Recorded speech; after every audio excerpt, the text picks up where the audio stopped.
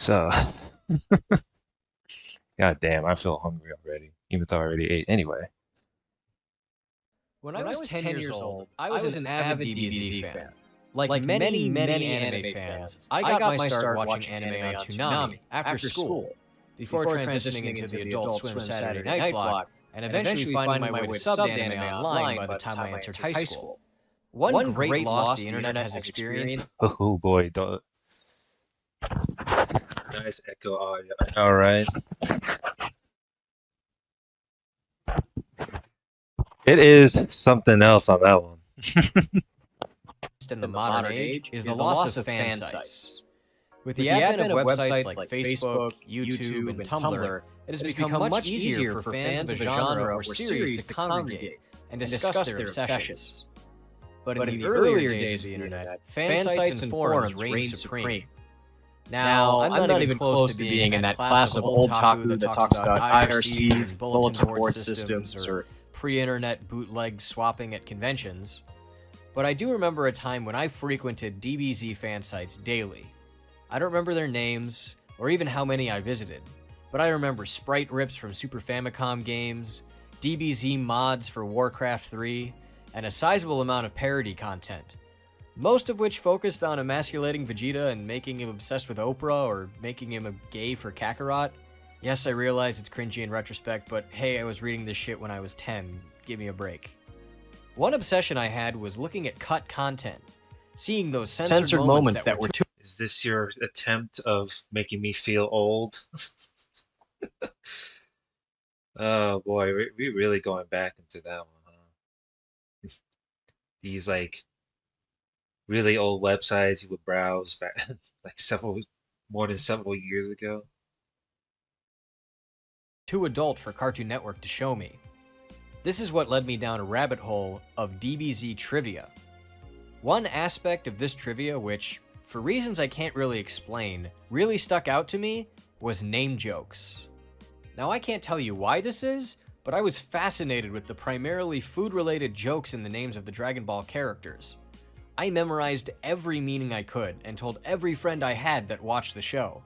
Did you know Captain Ginyu's name comes from the Japanese word gyunyu, which means milk? Did you know that the Ginyu Force's names are all milk jokes? Did you know that Saiyan comes from yasai, the Japanese word for vegetable? And speaking of vegetables, call me a know-it-all, call me a show-off, but I always loved talking about the stupid puns that got slipped into the names of characters. And that love grew the more I learned about them in other shows. Name jokes are a staple of pretty much every anime out there. While some series rely more heavily on them than others, obviously it's more present in comedies, you'd be hard-pressed to find a series that doesn't use the convention on at least one or two characters. Even when not used to outright make a joke, the kanji in characters' names will usually have at least some relation to their personality. And while it's not always something as simple as food jokes, the level of puns can range from simply naming your characters Eiko, Biko, and Siko, to the masterful puns present in a series like Boku no Hero Academia, a trait that the author actually takes pride in. The nature of Japanese names is such that each has a very definite meaning. The kanji that make up each name are more than just letters or sounds. They have their own individual meanings, and parents choose them for this reason. It's thanks to this that a character can have a name like Bakugo Katsuki, which contains the kanji for victory and explosion, and another can be named Denki Kaminari, whose name literally translates into electricity lightning, but the kanji have completely different meanings from this. Least subtly, Tetsu Tetsu Tetsu Tetsu is just the word for iron 4 times, but each kanji has a different meaning. Despite the commonality... Oh, I didn't know that. Yeah, the more you know. Ain't that some shit? Of these jokes, Iron penetrate, nice. Anime and manga that is lost on Western audiences. Unless you've studied Japanese, name puns go completely over your head unless the translator specifically alerts you to them. This is something that is far more common in manga translations than anime translations. After all, it's much easier to slip a TL note into the margins or add an extra page at the end of a chapter to explain some of the names or untranslatable humor. Plus, that kind of lengthy, intrusive TL note doesn't go over as well in anime as it used to. With the huge decline of fan subbing, Wait a minute, what the hell is this? Whoa, okay. That's a that's a big that's a that's a big one right there.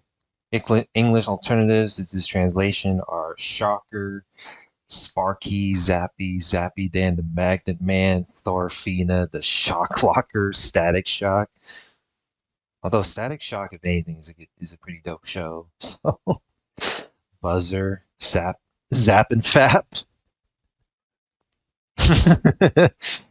Interesting. Zapette, Bid, Pikachu, Microwave, Bug Zapper, Spark Plug, Zappity Zaps, the other Thor, 2.1 gigawatts, 1.21 gigawatts, Buzzy, Buzz Buzz, Zippity Doo Dah, Zippa Day, Bill Cosby, Thunder King, Power Supply Unit, Waifu, Zeus, and many more. I've been looking. Biri Biri. What the fuck? Waifu. Zippy dee doo da zippa dee a. Is it zippy? Is it zippa dee day or zippa dee a? I mean, no way.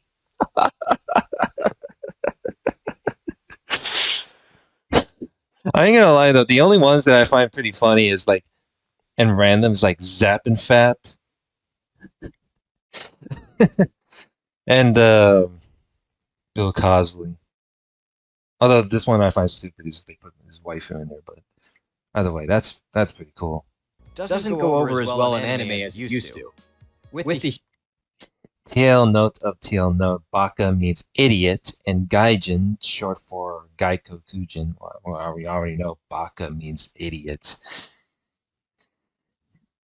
Means foreigner, that means you, buddy. Though it is considered also a derogatory term. Oh shit, derogatory. And should be used carefully. TL note, Nakama can mean friend, comrade, buddy, brothers in arms, and many other various meanings, making it an extremely complicated and utterly mystical Japanese word that Baka Gaijin cannot hope to understand. I thought Gaijin. Well, yeah, well, obviously Gaijin means like, foreigner, Western. I always see when I first heard of Gaijin, my personal definition I thought it would mean Western, but I guess when it comes to gaijin means like it's just foreigner, and I was like, oh, okay. So that's what the you know when I looked it up. Can I hope to understand baka gaijin? That's funny. Idiot gaijin. Idiot foreigner.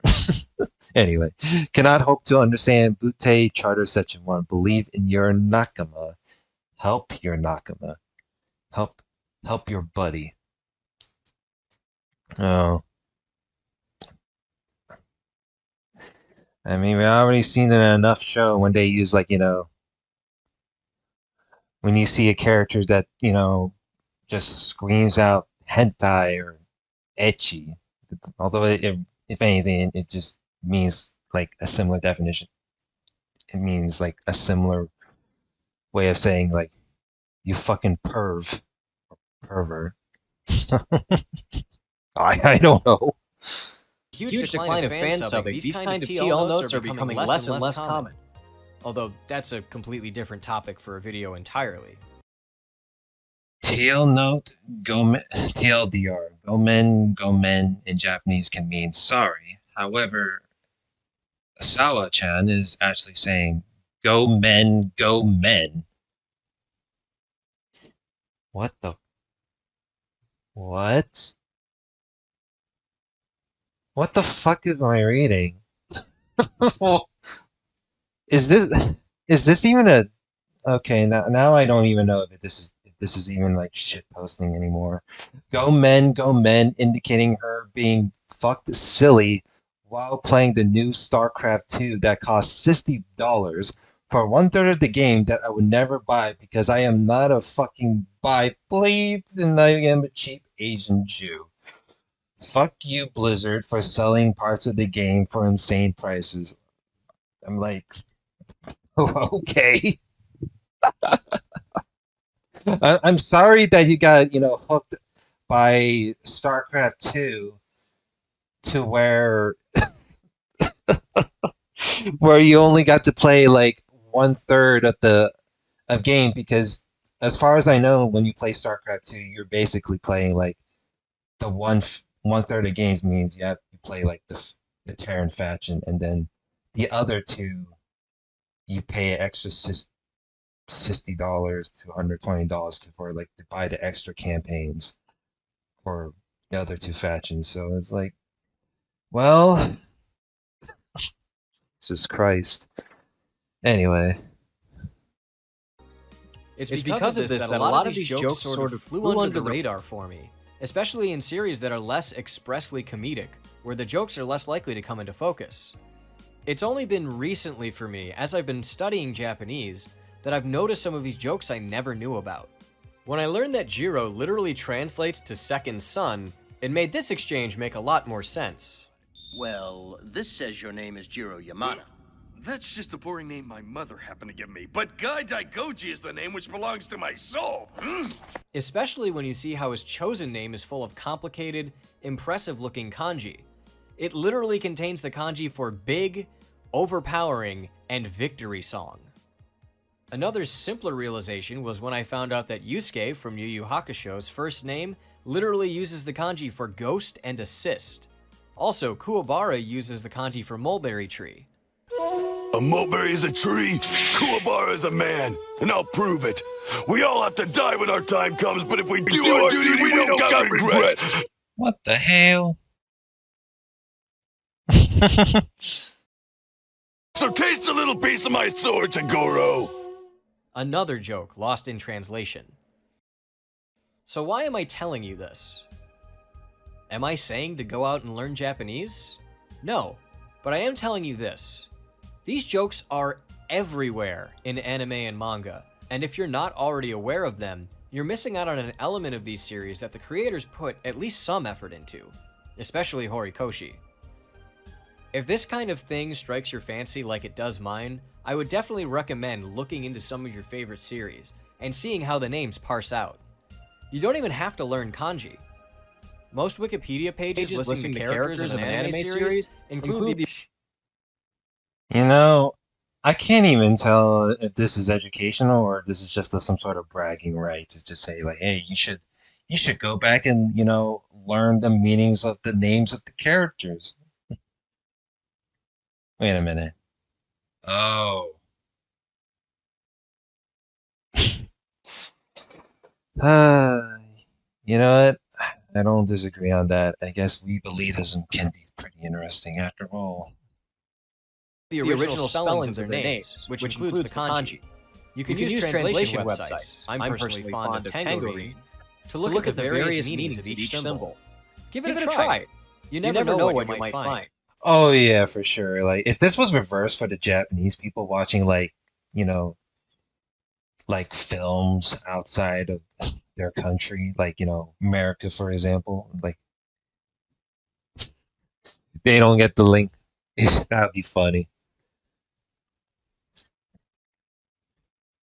It's interesting because there's also like, American films and whatnot that would, have like foreign subtitles for people think just so they can watch it like, stuff you know, outside, you know.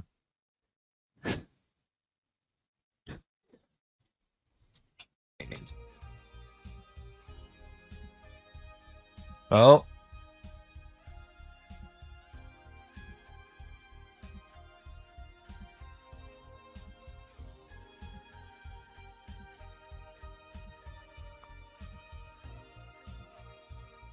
nah, man. I'll see you next year.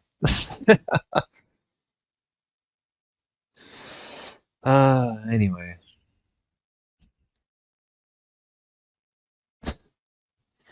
it's like having subtitles for the foreign people will be like you capping. Uh, It's funny, honestly. Like with localization, you are lying is more understandable. Yeah, I mean, this is the funny thing when it comes to like the English within the current era right now. You would say like that's fucking cap, although in another wording, it's like you are a liar, or that is bogus, or if you're watching like an R-rated movie, then it's like, oh, you're full of shit, basically. But yeah, English is sure is interesting. It's just like people who don't get the lingo will think cat, cap, the hat. Yeah, yeah, pretty interesting, video.